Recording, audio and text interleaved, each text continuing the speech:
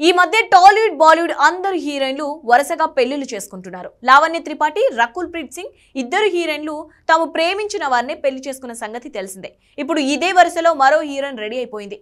సొట్టబుగ్గల ఢిల్లీ భామ తాప్సీ పన్ను రహస్యంగా పెళ్లి చేసుకున్నట్లు వార్తలు వస్తున్నాయి. తన ప్రియుడు మతియాస్ బోను అతి కొద్ది మంది అతిథుల మధ్య వివాహం ఆడినట్లు సమాచారం. జుమ్మంది నాథన్ చిత్రంతో వెండితెరకు పరిచయమై ఇప్పుడు బాలీవుడ్ లో బిజీ అయిపోయింది. తాజాగా తన బాయ్ ఫ్రెండ్ మతియాస్ బోను పెళ్లాడినట్లు తెలుస్తోంది. దాదాపు 10 సంవత్సరాల నుంచి వీరిద్దరు డేటింగ్ లో ఉన్నారు. ఇప్పుడు పెళ్లి చేసుకున్నారు. అయితే తాప్సీ సిక్కు కుటుంబానికి చెందిన యువతి, మతియాస్ క్రిస్టియానిటీకి చెందిన వ్యక్తి. మరి ఈ రెండు సంప్రదాయాల ప్రకారం వీరి పెళ్లి జరిగినట్లు తెలుస్తోంది. రాజస్థాన్లోని ఉదయ్పూర్లో మార్చి 23న అతి కొద్ది మంది అతిథుల మధ్య వీరు 3 ముళ్ల బంధంతో ఒకటయ్యారు.